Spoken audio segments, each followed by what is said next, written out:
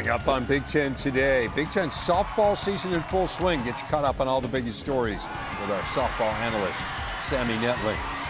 Chris Collins staying in Evanston for the foreseeable future. The Northwestern hoops coach joins us to talk about his new deal and what is next for the Cats. And we'll visit with former record-setting Gopher QB Tanner Morgan. Get his take on the upcoming season and the conference's top signal callers.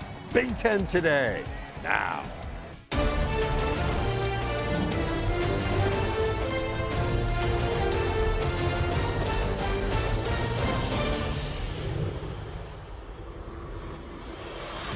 Welcome in. It is Big Ten today. It is great to have you with us on this Tuesday. We are presented by Gatorade. Dave Revson, the aforementioned Sammy Netling.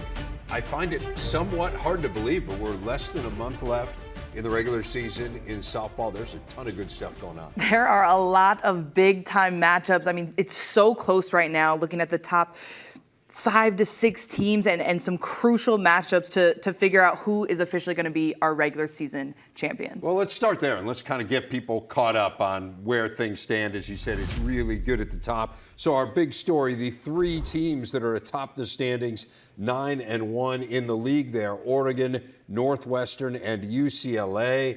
And you see Washington behind that trio. They've been red hot. They're 7-2. Nebraska has the biggest star in the league, and Jordy Bahl. We'll talk about her in a bit. Perennial power Michigan next at 6-4. They're tied with Ohio State. So there is a lot of strength at the top of those Big Ten standings. Showed Northwestern up there. The big story this weekend, win number 800 for Kate Drohan as the Wildcats head coach. Got there with an 8-2 win over Illinois on Sunday. Drohan, the 30th active D1 coach with 800 wins, one of 18 to do it at one school. Has done all of this alongside her twin sister, Carol, who is her associate head coach. She is in her 24th year, which by my math means you played for her. I did. Very comfortably. Absolutely. In that 24-year window. Give us a sense of what makes her so good. I think Kate has an innate ability to be able to connect with her players, and especially as sort of this new era of athlete has evolved, right, with just being able to meet an athlete where they are, whether it's academically, whether it's socially, whether it's athletically, and really get the most out of them. I think that's been the biggest key to this resurgence in Northwestern dominance we've seen in this decade, right? They have owned the Big Ten Conference in the 2020s, and to do so with a variety of different lineups. I think last year was probably the most impressive to me, losing all of the fifth years that they did, losing your perennial Big Ten Pitcher of the Year in Danielle Williams, and being able to reload and go back to back to back. It's been really special to watch what she's been able to do in Evanston. It's a great program. They have a huge commitment. We were talking, they've got a new stadium coming online that will be ready for next year. What about this year's team? What has stood out to you about Northwestern, which got off to a little bit of a shaky start in the non-conference, but then has really turned it on as conference play has started? Yeah, I think Coach Drohan has asked a lot of this group, right? Because they don't have that Big Ten Pitcher of the Year potentially in the mound for the first time since 2019, right? But they are anchored by Lauren Boyd, their fifth-year senior who has fought back from injury. She went over 600 days without throwing a pitch, and now she is putting up her best numbers in her final campaign. And outside of that, I mean, this is a young Northwestern Wildcat team. They have anywhere from 5 to 6 underclassmen rotating in and out of the lineup. And so they were battle tested with a tough, elite non-conference schedule. And you've seen them settle in here in Big Ten play. I think specifically, a name like Kansas Robinson, who is All-American almost everything last year, right? And she has really turned it on as late. Started off slow, but she has 18 RBIs in their last 6 games. They are really getting hot when it matters most. Interested to see them this weekend. Huge series coming up against Nebraska. We'll talk about the Huskers in a moment. Other stories, though, around the conference. Let's get you caught up on the weekly award winners. UCLA utility player Megan Grant, the player of the week, after slugging 1455 last week. A couple Ducks awarded as well. Elise Sokolsky, 3-0 in the circle for Oregon, and her teammate Stephanie Maake, the freshman of the week. Let's talk a bit about Grant, tied for the Big Ten lead in homers, second in the nation. The Bruins are red hot. They swept the top 25 team in Ohio State this past weekend. Give us some insight into them and into Grant, their great slugger. Yeah, I think they're just a really, really balanced team on both sides of the ball, right? You have Grant with the massive home run numbers, and then Woolery is right behind her with 16 herself. So they have the power in that lineup. But I think what has set them apart this year is just the depth in their bullpen. I think they by far have the deepest bullpen in the conference. You have Terry and Tinsley. Tinsley, the first arm to shut out this Buckeye offense all year this past weekend. And then you add in the freshman in Addison Fisher as well. So really, really deep, a lot of different arms, a lot of different weapons in that part of their game. And when you can outscore opponents 20-6 on a weekend, it feels easy. The game feels easy to the Bruins right now. Again, not a surprise, been a dominant program. And this is part of what we were expecting when the West Coast teams were added to the Big Ten. These are really powerful programs historically. Oregon's been really good too, an amazing story. Their team speed is kind of mind-boggling. It's really what sets them apart. What else stands out as you watch the Ducks? I mean, just the dynamic nature of their entire offense, right? They have the power, they have the speed. They broke their program record for stolen bases, and we still have 4 weekends to go. That's wild. So, yeah. I mean, it's just top to bottom. All 9 of their offensive starters are hitting above 300 right now. And then the distinguishing factor for me is Grind in the circle. You talk about an arm that is putting together a season that is potentially worthy of not just Big Ten Pitcher of the Year accolades, but National Pitcher of the Year accolades in terms of what she's able to do. So I just think it's been so fun to watch Coach Lombardi rebuild this program throughout her time in Eugene. This is her 7th year at the helm there for the Ducks, and we are really seeing remnants of, this was a perennial World Series appearance program, and they are taking the right steps to get back in that conversation. Yeah, it's pretty cool. I mean, again, I don't want to sound like a broken record, but I mean, these West Coast teams are so good. It's not just, adding programs, it's adding really excellent programs with incredible histories, and Washington would certainly fall there. I mean, this is a team that's been to a ton of Women's College World Series, 15 in all. They are the hottest team in the conference. They took down Wisconsin, a 3-game sweep over the weekend, 9 wins in a row now. That is the 3rd longest active streak in the country. So how are the Huskies doing this? The Huskies have been so interesting to watch this year because they've done it with almost an entirely new lineup, 16 new faces in Seattle this year. And there were a lot of question marks of what is this Husky team really going to look like?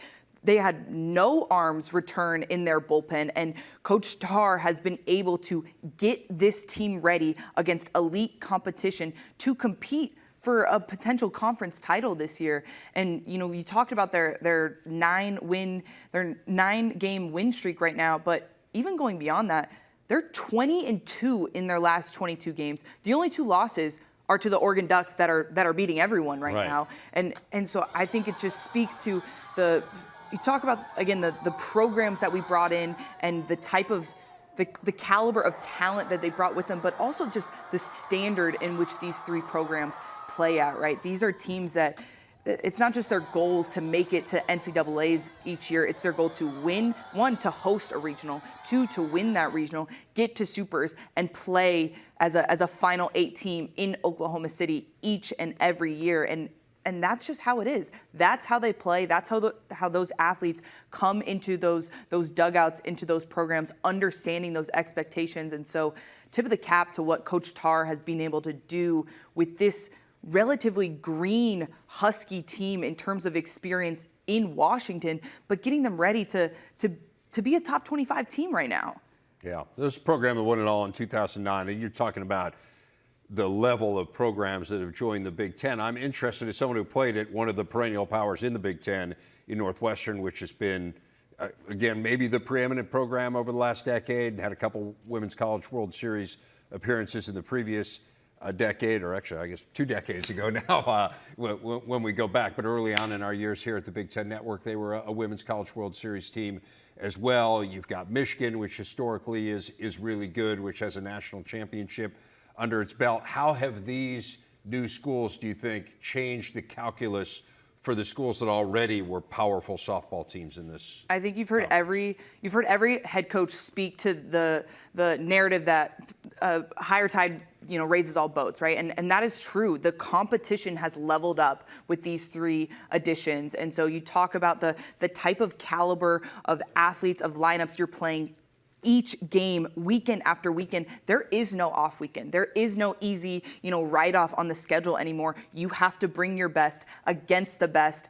each and every game on your schedule. Well, it's been a really good season to this point. And again, more coming up from Sammy. We'll look ahead to the weekend schedule, which has 2 very compelling series. We'll also take a closer look at the biggest star of Big Ten softball, Jordy Bahl, has emerged from last season's adversity. We'll get to know her a bit better. Plus, what's the next step for Northwestern basketball? Chris Collins stops by for a chat after inking a new deal in Evanston. Pretty amazing story to overcome what she's overcome. What stands out about her, first of all, as a pitcher? I mean, Jordy is just, you heard Coach Ravel talk about it, right? She is truly a force when she's in the circle, and she just has the ability to overpower hitters, and we've seen it done time and time again before and after the injury at this point, and that's what I think is most impressive, to go through what she went through. You heard her talk about the pressure, honestly, that she was feeling to come home and be this all-world athlete, because she was, right? She was for all intents and purposes, the Caitlin Clark of our sport returning home. And to be able to go through her recovery process, to stick by her teammates last season and come back ready to go, she is as advertised in terms of what she's done in Big Ten play and throughout this 2025 season. How unusual is it to have someone, for those who don't follow softball closely, how unusual is it to have someone who's like an Otani-like character here, who's that dominant on the hill and also one of the best hitters in the game? 100%. It's extremely rare, and I do think our conference has had some of those athletes in recent years, right? Brianna Copeland from Indiana comes to mind for sure, but not at the level of dominance on both sides of the ball. That's what makes Jordy so unique, right? I mean, she is a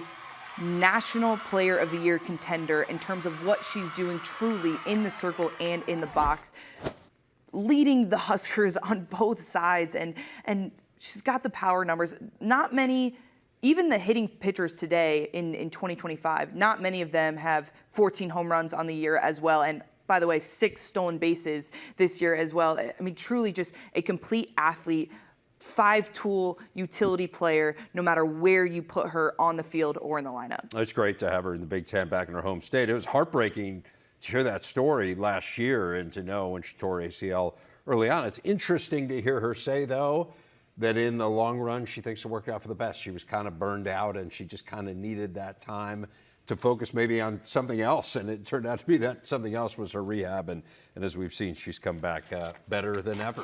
Lots more coming up from Sammy later in the show. Get you set for the weekend in the Big Ten. But up next, Chris Collins continuing to put his stamp on Northwestern basketball. The Cats coach on where the program's been and where it's going. Straight ahead.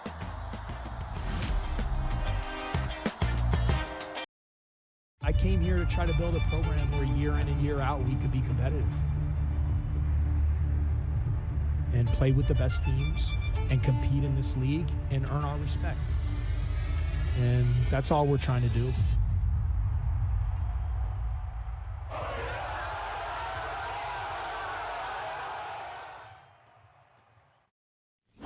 Well, Northwestern has more than earned that respect under Chris Collins. They finished over 500 this past year despite losing 2 of their top 3 scorers to season-ending injuries.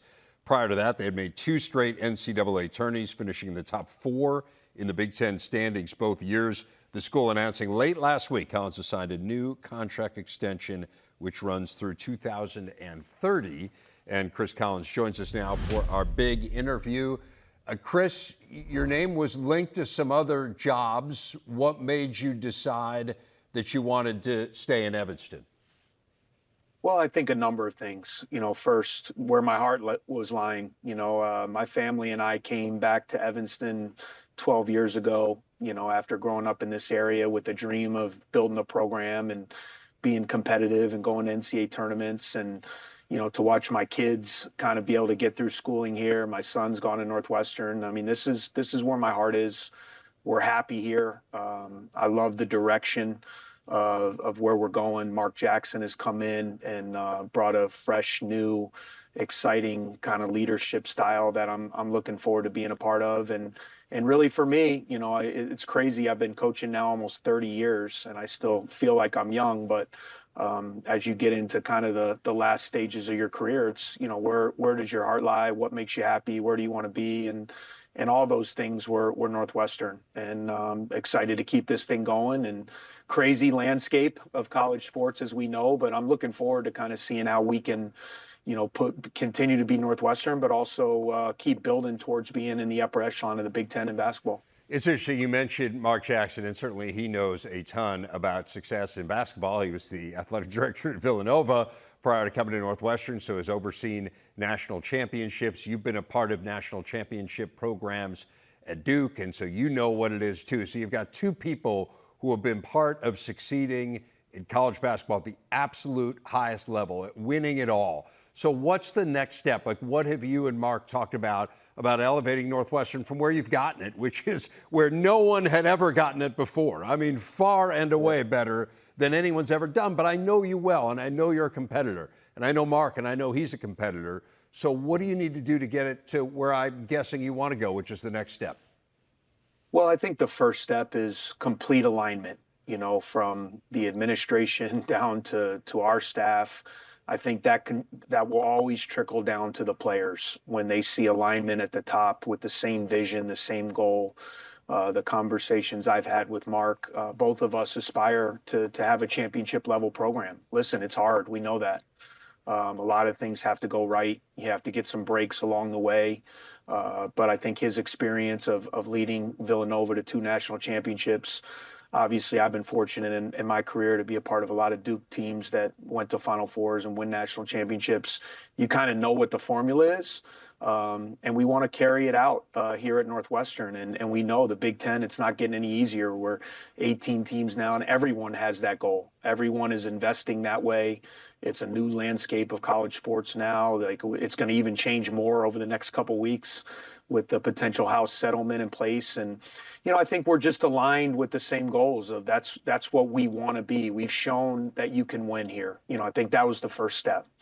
Getting over that hurdle to show not only the world, but to show recruits and young basketball players like, hey, you can come to Northwestern and you can win. You can be in a great city. You can play under a staff that's been there a long time, has had success, and you can be successful in this conference. And now, for us, the challenge is how do we go from where we've been the last 3 years to now taking it to another step. And I'm just looking forward. That's kind of how I'm wired. I love challenges.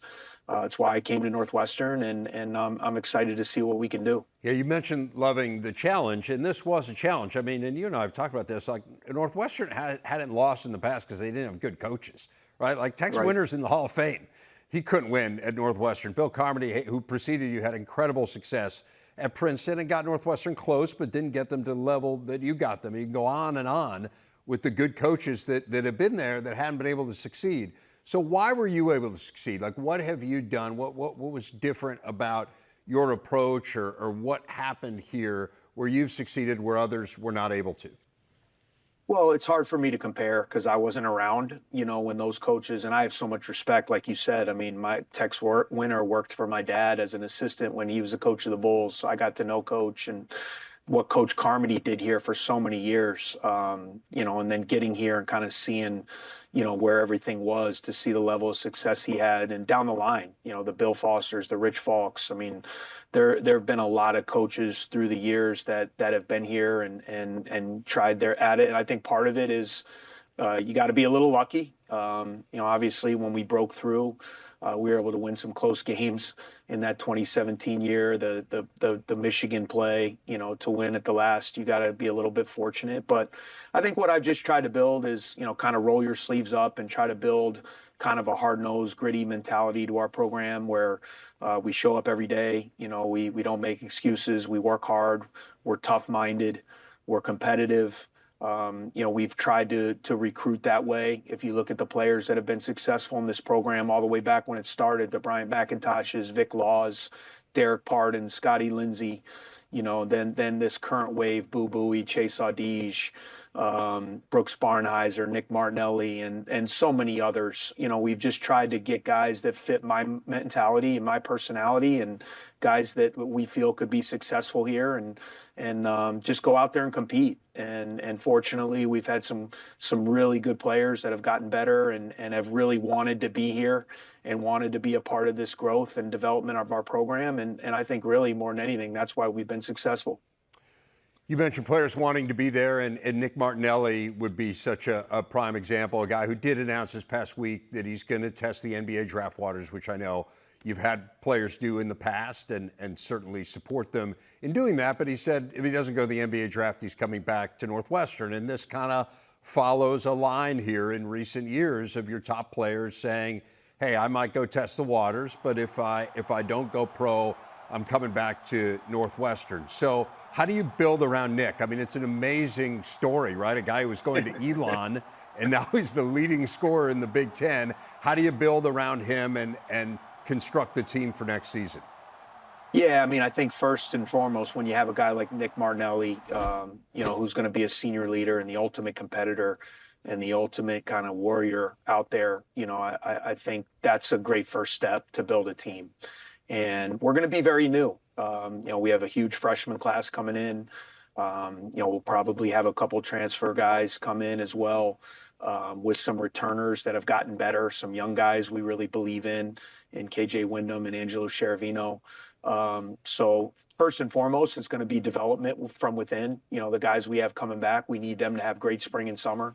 And you've seen, Dave, in the past, you always ask me preseason, who's going to be the breakout guy this year. We've had great success with development from within, and then we have to go out and obviously if we believe in our great freshman class. They're going to be young though, so they got to come in and hopefully learn from the vets. And I think we have more work to do with our roster to get where we want to be. But when you have a guy like Nick Martinelli, who in my opinion next year could be one of the best players in all of college basketball, it gives us a great foundation to build around, and hopefully it gives us a chance to compete at the highest level. Yeah, it's 3 straight years you've predicted the breakout guy. You went Brooks a few years ago, then you went Ty, who was having a great year before he got hurt, and then last year you told me Martinelli. I'll let you get through the summer before I make you predict who the breakthrough guy is going to be this year. I know there are a lot of Northwestern fans who are really excited about that freshman class. Trey Singleton just led his high school team in Indiana to the state championship. You've got a top 20 class. You got 5 players coming in. I don't want to exclude any of them, but I just know there's a lot of buzz around Singleton. So give people a sense of what they can expect from him. I think he's going to be ready right away to be an impact guy. He's a mature, poised, just a winning player. I mean, what he was able to do at his high school to win a state championship. Many people that follow basketball know in the state of Indiana, to navigate that and to win a state champion. We had that with Bryant McIntosh, and that turned out pretty well for us as well. He's just a really good all-around basketball player, 6'8", can play inside and out, can handle the ball, can facilitate offense, can make a shot. I think he's got a chance to be a real impact player in the Big Ten, and we expect him to be ready right away. I think he's going to be a great complement to Nick. I think they'll bring out the best in each other, and I think we have a chance to have one of the more impactful freshmen in the conference next year, and just can't wait to get him on campus. And I know he's excited, and he kind of fits everything we're about. It's been a great fit, and I think he's going to be a really good player for us. Chris, I know you got the portal still going on right now, so a few more weeks before you're able to really think about this burning question that I'm going to leave you with. But what is the golf experience that you're most looking forward to this summer? That's a great question. I've been very fortunate to be a lot of places.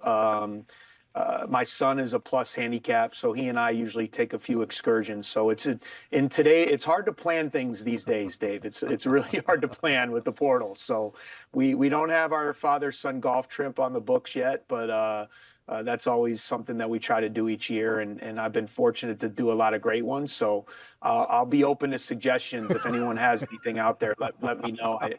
But I have time left. I gotta fix my roster before I hit the golf course. You're open to suggestions / invitations, right? I mean, you know how it goes. All right, Chris, enjoy. Good luck with finishing things up with the portal, which I know is wild, and we appreciate you giving us some time. Congratulations on the extension. Great to have you continuing your time here in the Big Ten. Thanks, Dave. What will the defending national champions do for an encore? The first step in that journey right here on the Big Ten Network on Saturday. It's Ohio State's spring game coming at you live from Columbus, noon Eastern, 9 Pacific, only on the Big Ten Network and as always on the Fox Sports app. The Buckeyes aren't the only ones on display over the next couple weeks. Minnesota has an open practice a week from today. Among the interested observers, Tanner Morgan, what a career for the Gophers, including the most wins in school history as a quarterback, their all-time pass efficiency leader, tops in passing yards and TD tosses as well. Tanner Morgan, kind enough to join us now. And Tanner, before we get into Gopher football, catch people up on what you've been doing. Yeah, man. First of all, thanks for having me on. I've been working as a private quarterback trainer, so coaching in a little bit of a different world, and then doing some speaking engagements with some ministry stuff as well. So I'm doing all kinds of things besides throwing a football these days. Tell me about the coaching. What do you like about that? Yeah, it's unique, being able to pour into people and fine tune their mechanics. When the fall happens, I just kind of get to sit on the couch and relax and watch, on BTN just like everybody else. But it's fun to be able to, kind of pour out the stuff that I learned and look at rotational mechanics, proximal movement, working with QB motion. And it's been kind of a blast and a joy. Well, let's get into the Gopher quarterback situation a little bit. They had incredible success last year with Max Brosmer, came in as a one-year transfer, and man, he was fantastic. They've gone into the portal again. They brought in Zach Pyron, who was at Georgia Tech, and then you've got a holdover as well in Drake Lindsey. Give me a sense of the Gopher quarterback situation as you see it right now. Yeah, I think the first thing is that we got to start with their quarterback coaches and the offensive coordinator. So Greg Harbaugh, what he was able to do last year, you could tell that PJ Fleck really trusts him because he was being aggressive, probably the most aggressive that the Gopher offense has been under Fleck's tenure here in the last 8 years. And I think secondly, their assistant quarterback coach, Keegan O'Hara, who's going to be a phenomenal coach, has a bright future, has done a great job of developing them. But you look at Zach Pyron and Drake Lindsey, both guys, when I look at it, have different skill sets. Zach is a better runner than Drake for sure. Drake has more of a natural ability to push the ball vertically down the field. But I see two guys who are Coach Fleck kind of guys. They're gritty, they're tough. They're going to be able to extend drives on third down, keep the team on the field. And really, I think it's going to be an interesting battle. But both have extremely high ceilings, and it's going to be interesting to see what happens in the fall. But, I was at practice last weekend, and some of the throws that Drake Lindsey was able to make was just phenomenal. And the way that Zach Pyron can move around in the pocket is definitely something that I could not do, and I could not make the throws that Drake was making last weekend, that's for sure. I don't know about that. That might be a little self-deprecating. You made some pretty good throws in your day, Tanner. But, no, I know there was a lot of buzz around Lindsey when we were there last year, so I understand why people are excited about him and anxious to see Pyron as well. I guess the thing that interests me as well around the quarterback spot is, you got to be good in the O-line, you got to have good receivers, and there feels to me like there's some question marks. There are just some unknowns, I think maybe is a better way of putting it. The offensive line is going to be completely overhauled. You said you were at practice. Give us your impressions of that group. Yeah, I really saw an athletic group up front, guys that could move around, and they were doing some different things. And again, the offense that they're running right now, what they ran last year, is completely different than what I ran. Yeah. And that's a testament to Coach Fleck and Coach Harbaugh and the chemistry they have, and allowing him to just go out and be aggressive. But their guys up front can move, and they're athletic. And they have a potential first-round pick going into the draft this year in Ariante Ursary. And anytime you lose a guy like that, it's a challenge to bounce back from it. But what they've been able to do in the portal, what they've done in development, has been really impressive under Brian Callahan and general manager Garrett Chernoff. But what I do think is Returning Darius Taylor in the backfield, if he can stay healthy, he's going to be a threat all year. I think he's one of the best backs in the Big Ten. And man, it's going to be exciting what he can do. Not only under center in the gun, but when they put him out wide, putting him in the slot outside as the number 1 receiver, what they did last year, he's a threat that will be used in a lot of facets of their passing game as well. Yeah, I love Taylor, no doubt. What about wide receiver and Daniel Jackson moving on? Really an incredible career for him. What's next there? Yeah, I think, at wide receiver, when you lose a guy like Daniel Jackson, it's always a challenge. But I think you look for the next veteran guy, the next leader, and they have that in Le'Meke Brockington for sure. A guy who's been around a long time, he's explosive, will be able to hold that wide receiver group together. And they also have Christian Driver, who can make a lot of plays. And I think they have some young guys that are going to step onto the scene and be a force here in the fall. But it's so early. They're early into spring ball. But the encouraging thing is with Daniel leaving, they've got veteran leadership. They've got guys who have been there, done that. Christian Driver from Penn State, at Minnesota as well. And then Le'Meke Brockington, who's been around for a long time and made a lot of big plays. Those guys will be able to lead that room under the leadership of Matt Simon, the wide receiver coach there. I want to zoom out a little bit from kind of the positional battles and all that, just a big picture with this program, because certainly you know it quite well. PJ Fleck had recruited you to Western Michigan. You decided to come to Minnesota with him. So there's been a bond there really from the outset. Describe that bond. Like, what made PJ Fleck the right guy for you, and what has made him the right guy for Minnesota? Because he's had an incredible run, continues to have an incredible run there. Yeah, I think he's an activator. He's the guy that's going to put a plan, and then he's going to activate and put it in motion. And what he's done for Minnesota here in this state is he's activated a state around Minnesota football. He's activated a state around Row the Boat and what that means and how it's larger than just wins and losses on a Saturday, but about serving the state, serving the community, and serving Minneapolis to just make this state a better place to live. And I think my relationship with him, it goes back to friendship, and you can see how he's an activator. The first time I met him, I had no plans of committing. I did not want to go to Western Michigan at the time, and he ended up bringing me to Minnesota. But you get in there, you get around the people that he's able to lead, the people that he brings into his program, and it was a no-brainer for me. And I think now he's just a great friend. He's always going to be a mentor of mine and a coach, but I can call him at any point. And I know there's so many guys who have played for him in the past. I could pick up the phone, call them, and they'll talk for an hour and just, talk ball, talk shop, whatever it may be. But that's the kind of guy he is. And he's going on year 9 at Minnesota, which is kind of hard to believe, the things that he's been able to do in 9 years. And you can go back to, the hire by Mark Coyle to bring him on staff and lead the charge here at Minnesota. But what he's been able to do in this 8 years, going on 9 years, is pretty impressive in my opinion. Among other things, the man never loses a bowl game. I mean, it's pretty impressive, the postseason run that Minnesota's got going.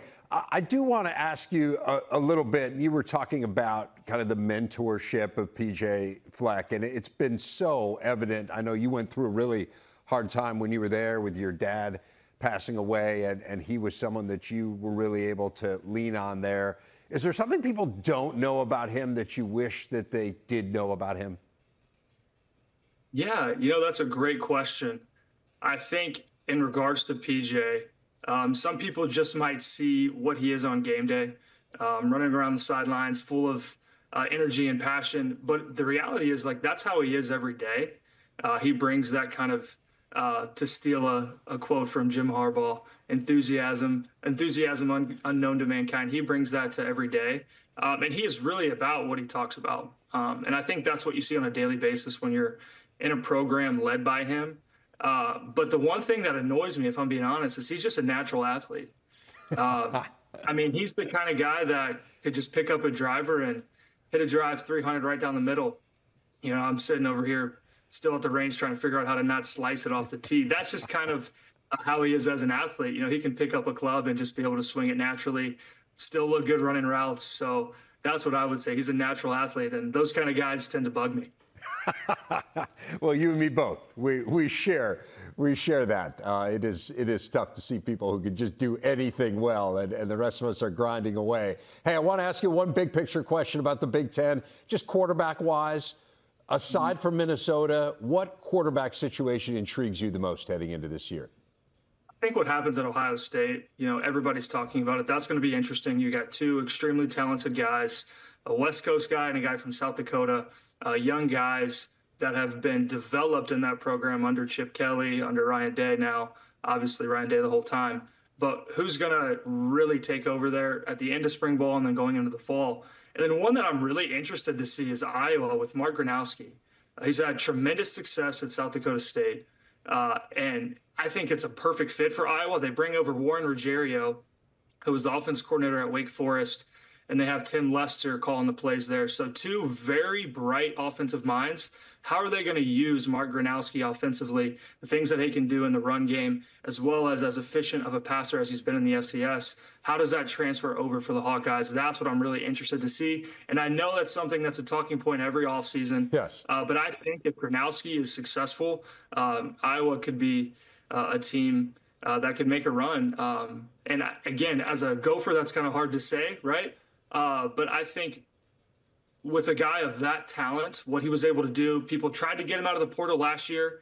They tried to get him out in the winter and in the spring. But here he is coming into the Big Ten. How does it transfer over from South Dakota State? Because he's a phenomenal player, and it's going to be something that I'm looking at this offseason and going into the fall. The defense will be phenomenal for Iowa. And Gronowski, unbelievable career with the Jackrabbits. And all you have to do is look to Minnesota and the way that Max Brosmer was able to step right in from FCS to FBS a year ago. But it'll be a fascinating storyline, no doubt. Hey, Tanner, really fun to catch up with you. Thanks a lot for your time, man. Continued success, and I hope to see you soon. Sounds great. Thank you, Dave. The dramatic conclusion of our show next. Sammy will rejoin me to get you set for the weekend in Big Ten softball. Closest look at the biggest matchup. Plus, we are 2 days away from the Frozen Four. Here from Penn State coach Guy Gadowski as his team chases a national title. Time to go around the Big Ten as we count down to the Frozen Four. Gets underway Thursday in St. Louis. Penn State in for the first time ever. They'll take on Boston University in the second game. Western Michigan and Denver's game one. Nittany Lions got there as the 4 seed. Coach Guy Gadowski was asked whether his players know just how little the outside world believes in them. The coaching staff hasn't, but I do know, to be fair, that the players do. I know that they've heard things, and I can hear them. Sturtsy specifically has heard come in and going, man, I walked through the locker room. I mean, they're not really happy with a couple of things that are said, and that's fine. I mean, it is what it is. We're the only 4th seed in the Frozen Four, and that's fine. I don't think we've ever really, as a coaching staff, played a lot into that, whether it's to our favor or not. To me, it was a great lesson. Obviously, we learned it alongside the women's volleyball team, how they were able to win a national championship by overcoming something that looked insurmountable. Well, there was a time in our season where people left us for dead too, just like the women's volleyball team. And to actually, everybody talks a good game, but for them to actually do it and then come out right now going to the Frozen Four is just remarkable. That's, I think, the biggest lesson that I've learned in a long time. Let's go back to softball. A loaded weekend, 8 conference series. The matchups highlighted by an outstanding West Coast matchup, Washington, UCLA, and an outstanding Midwest battle, Nebraska and Northwestern. Sammy is back with us for last 90 seconds or so. Let's dive into the Huskers and the Wildcats. We saw that great feature on Jordy Bahl. We talked off the top about Kay Drohan and how great her program has been. Give us what you're focused on in this one. It's time to put the money where the mouth is, right? In terms of, can Northwestern truly go back to back to back to back, right? This is going to be a massive opportunity for them. What is your response against Bahl? You have to figure out how to stay off the rise ball and have a game plan for the changeup in the box. She's been so tough, but she can't go all 3 games. And so on both sides of the ball, both for Northwestern and Nebraska, for me, this matchup is all about the bullpen. Which bullpen is going to be able to get it done? And then for Northwestern, in the circle with, you have Boyd, who has been your anchor. Can your young bullpen get it done in game 2 potentially if you're able to secure the win in game 1? And offensively, how do you put pressure on them? Whether it's a small game with Nito and Nader at the top of the lineup, I'm really interested to see, can Northwestern respond in a big way this weekend? Well, it should be great. 2 outstanding programs, 2 outstanding coaches. Man, it'll be fun. All right, Sammy, good stuff. Thanks so much for joining us. Thank you for joining us here on Big Ten Today. We will see you next time. I'm Dave Revson. Thanks to all our guests. Take care.